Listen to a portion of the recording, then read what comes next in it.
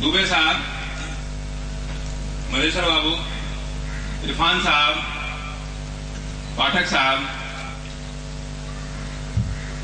मनीष जी, सतेंद्र जी, उपस्थित सज्जनों और देवियों, सबसे पहले मैं शुक्रगुजार अदा करना चाहता हूं मनीष जी का और सतेंद्र जी का, जो एक चिकित्सक को, एक डॉक्टर को जिसे बड़ा ड्राई समझा जाता है, सुस्त समझा जाता है, सिर्फ प्रिस्क्रिप्शन लिखने वाले डॉक्टर को आपके बीच उन्होंने मुखातिब किया है। मैं धन्यवाद देना चाहता हूं।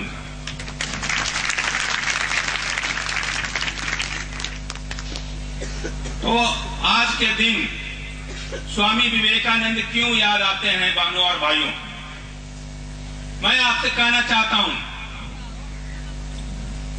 कि भारतवर्ष एक ऐसा देश है जिसकी पूंजी, अब उसकी जवानी उसकी पूंजी बन गई है। इतने जवानों की जनसंख्या विश्व में किसी देश में नहीं है। चाइना बूढ़ा हो रहा है, आपको पता होगा। चाइना की जनसंख्या हमसे ज्यादा है, लेकिन वो बूढ़ी जनसंख्या है।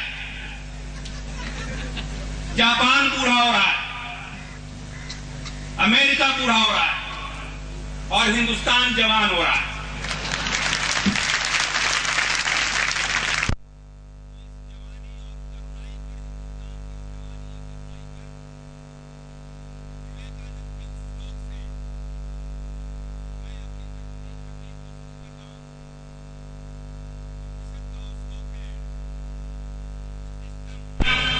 उठो, जागृतम, जागो, प्राप्यम वरोनति बोधतम।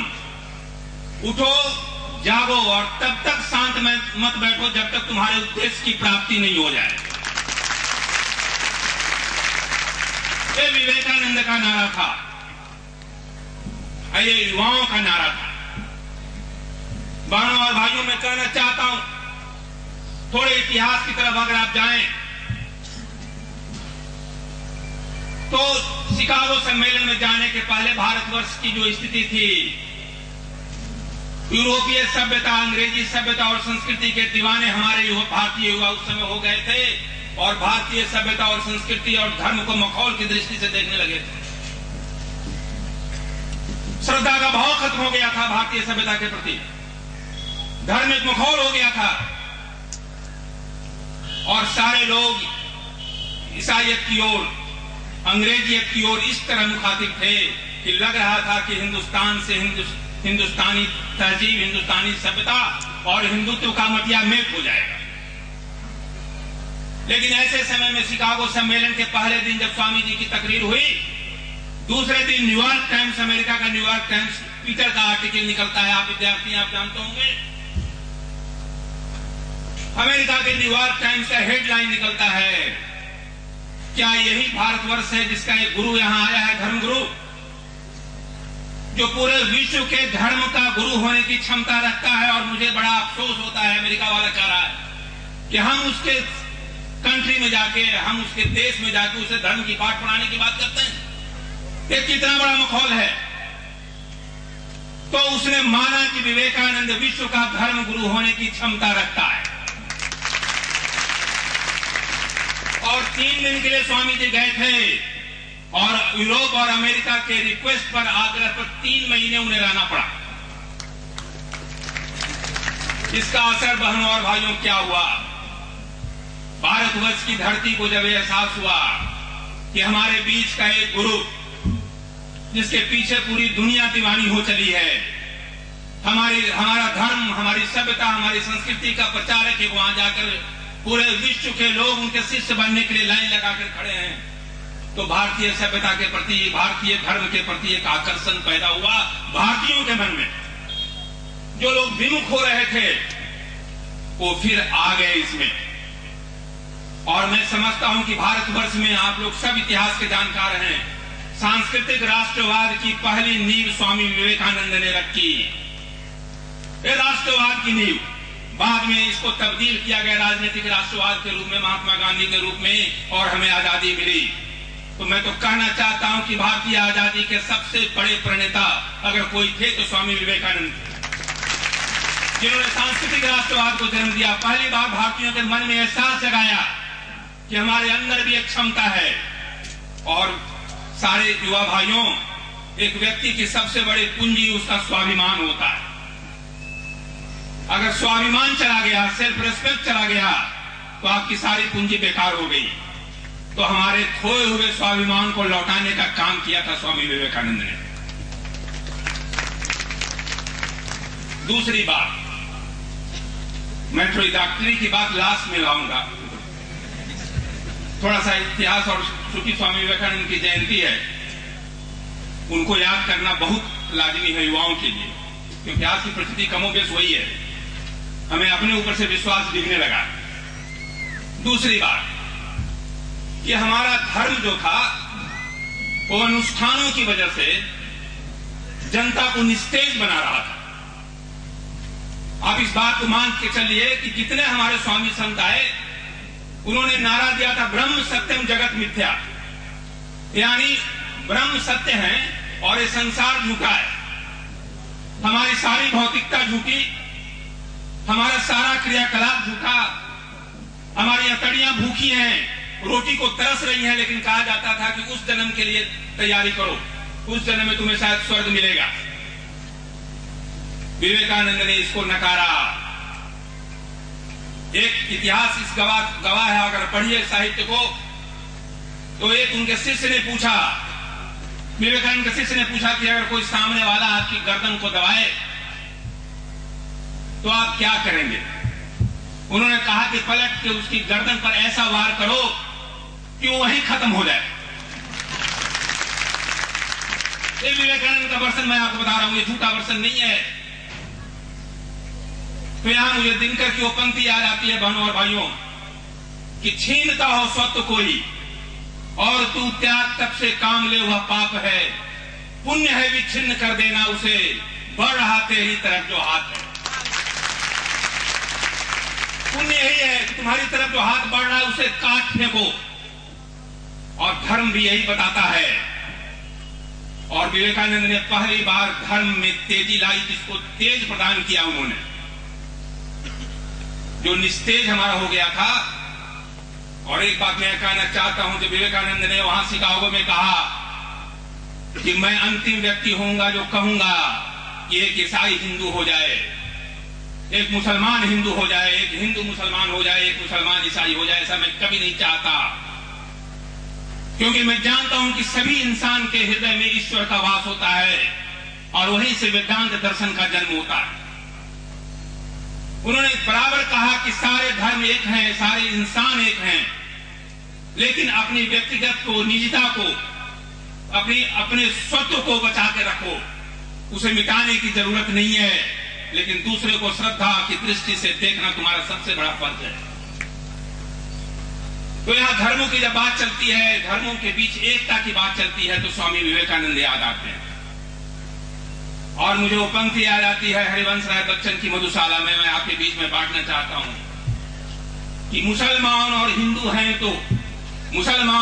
हैं तो एक मगर उनका प्याला, एक मगर उनका मदिरालय, एक मगर उनकी हाला, दोनों रहते एक न जब तक जाते मंदिर मस्जिद में, मंदिर मस्जिद भेद कराती, मेल कराती मधुशाला।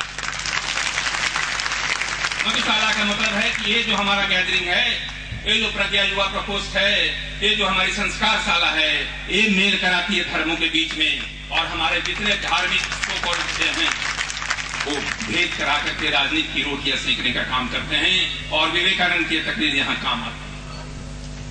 अब मैं आपसे कहना चाहता हूं, मैं एक चिकित्सक हूं, हमने एमडी की पढ़ाई की बनारस हिंदू विश्वविद्यालय से, और आपके बीच में कहना चाहता हूं कि आप विवेकानंद की तस्वीर अगर आप देखेंगे, वो तेजस्विता, वो ओजस्विता का तेज जो चेहरे पर है, उसको आप आदर्श मानिए, उसे रोल मॉडल बनाइए।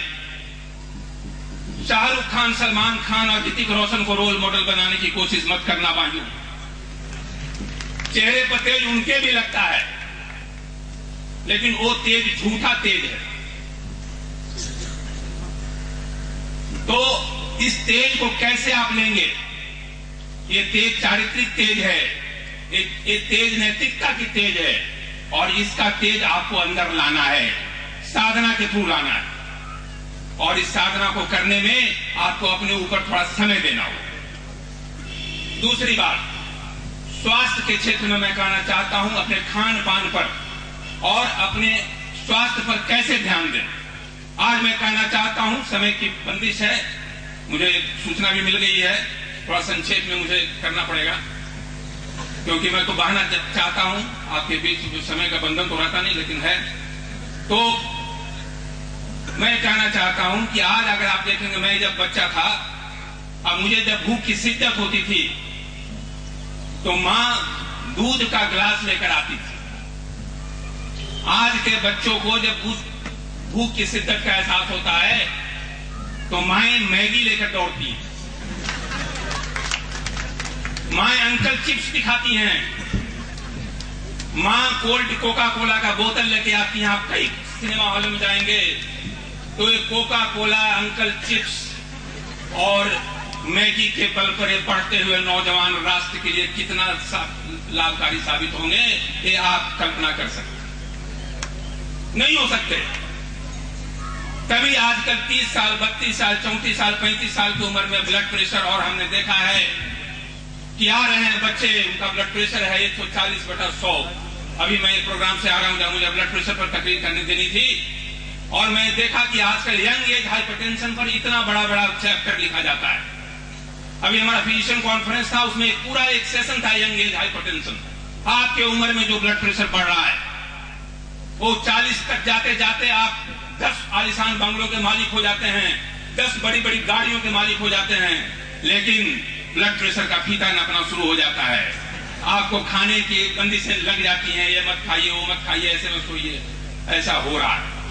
इसके प्रति आपको मैं आगाह करता हूं कि खाने में रेशे का इस्तेमाल कीजिए, फलों और सब्जियों का अधिकाधिक इस्तेमाल कीजिए, प्रोटीन डाइट लीजिए, ये सारे जितने कार्बोनेटेड ड्रिंक्स हैं, कोल्ड ड्रिंक्स हैं, ये सबसे बचिए।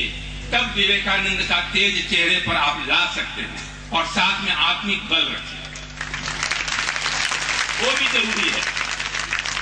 मैं बार बार कहता हूं कि ये जो संस्कार फैला रहे हैं ये लोग, ये बधाई के पात्र हैं, धन्यवाद के पात्र हैं। आज सब कुछ मिल रहा है, संस्कार नहीं मिल रहा है। नौकरियां मिल रही हैं, पैसे मिल रहे हैं, भौतिकता के सारे साधन उपलब्ध हैं, लेकिन संस्कार की कमी से आपको देना होगा। दूसरी चीज मैं आपके बीच बांटना चाहता हूं, कहकर मैं जाना चाहता हूं, क्योंकि समय की तलवार है, तो क्योंकि आप ज्यादा देर बैठने की कोशिश मत करना। दिन भर आप लोग किताबों में बैठे रहते हैं, जो आगे बढ़ गए वो कुर्सियों में चिपके रहते हैं, इंटरनेट और फेसबुक से जमे रहते हैं। सारे कुछ लोगों से मिलने जुलने की प्रक्रिया बढ़ाइए, और दिन में 1 घंटा जरूर मेहनत कीजिए, शारीरिक श्रम कीजिए। यहां बैंकों के नियम में और शरीर के नियम में रिश्ता नहीं है। बैंक खुश होता है जब आप जमा करते हैं और कुछ निकालते नहीं है, आपका एफडी बढ़ता चला जाता है। शरीर में अगर आप जमा करें उसे न निकालें, और शरीर के अंदर जो एफडी हो रहा है, आपका वजन जो बढ़ता जा रहा है, 85 किलो 90 किलो पेट बढ़ रहा है, तो आगे चल के वही डायबिटीज हाइपरटेंशन का जन्म दे रहा है। इसलिए जितना शरीर को डालें उससे ज्यादा निकालने की कोशिश करें, निकालें, और निकालेंगे तभी वजन पर। यह माना जाता है कि पूरे विश्व में भारतवर्ष की समस्या यही है कि हमारा पेट बहुत जल्दी आगे निकलता है। आप देखे होंगे, थोड़ा सा व्यक्ति अगर खाने पीने में संपन्न हो गया, सबसे पहले उसका पेट निकलता है। और पेट निकलना, ये फैट जो पेट में जमा होता है, मैं आपको मेडिकल फैक्ट बताता हूं कि अगर पूरा शरीर आपका फैटी हो जाए, अगर 140 किलो भी वजन हो जाए, लेकिन पेट आपका स्लिम है, तो हार्ट के लिए उतना खतरनाक नहीं है। लेकिन आप 40 केजी के भी व्यक्ति हैं और अगर आपका पेट बढ़ गया तो सीधे हार्ट को असर करता है और आपको हार्ट अटैक ले आएगा। इसलिए पेट के मोटापा से बचिए।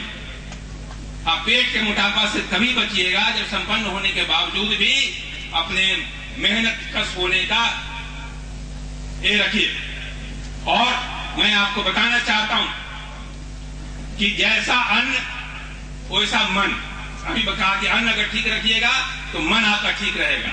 और मन ठीक रखने के लिए साधना और खान पान में अभी कुछ चीजें मैं देख रहा था, गायत्री परिवार में कुछ लोगों से डिस्कस कर रहा था। इन लोगों का केवल संस्कार, विचारों के लेवल से संस्कार नहीं दे रहे हैं, कुछ इन्होंने ऐसा सामान भी इन्होंने पैदा किया है, अपने यहाँ बनाने का काम किया है, कुछ चूर्ण वगैरह जो हमारे भारतीय आयुर्वेद को लेकर के उसका प्रिंसिपल बना करके, जिसका कोई साइड इफेक्ट नहीं है, जिससे आपकी याददाश्त शक्ति बढ़ सकती है, फिर उन्होंने उसका भी इजाद किया। तो मैं चाहता हूं, मैं इन्हें साधुवाद देना चाहता हूं कि आगे इस तरह के और प्रोडक्ट से निकालें, ताकि हमारा जो एलोपैथिक मेडिसिन है उसमें जो प्रोडक्ट्स आते हैं उसमें कहीं ना कहीं साइड इफेक्ट तो आपको मिलेगा, क्योंकि फार्माकोलॉजी का प्रिंसिपल है, पहला लाइन है कि वो ऐसा दवाई जिसका कोई साइड इफेक्ट नहीं हो, उसमें दवाई है ही नहीं, दवा में साइड इफेक्ट है। तो इसलिए अब हम लोग मान के चलते हैं कि कोई पैथी हो, वहां से अच्छाई जो निकल के आ रही है उसको आप आत्मसात कीजिए और अपने शरीर को स्वस्थ बनाइए। आजकल हर फार्मास्यूटिकल कंपनी को, मैं तो डॉक्टर हूं, रोज कम से कम 50 कंपनी के रिप्रेजेंटेटिव से मिलता हूं, कोई कंपनी बिना नींद की दवाई के, ट्रैंकुलाइजर के वो सर्वाइव नहीं कर सकती। क्या समय आ गया। आपने देखा होगा गांधी मैदान में एक ठिठुरने वाली ठंड के साथ भी एक मामूली सी झीनी चादर ओढ़े एक गरीब मजदूर भरपूर नींद लेता है, और आप मोटी मोटी गलीचे और रजाइयों के बीच पड़े हुए आप टुक टुक देखते रहते हैं, आपको नींद नहीं आती। ये लाइफ स्टाइल की बीमारियां हैं दोस्तों, और जब नींद नहीं आती है तो आप डॉक्टर की शरण में जाते हैं और अल्प्राजोलाम खाते हैं, और अरबों का व्यापार है अल्प्राजोलाम और जितने भी ये सब दवाइयां हैं, इससे बचिए। और चलते चलते मैं आपको फिर उस विवेकानंद के लाइन पर कि उठो, जागो और तब तक शांत मत बैठो जब तक तुम्हें अपने उद्देश्यों की प्राप्ति नहीं हो जाए। इन्हीं शब्दों के साथ मैं आपसे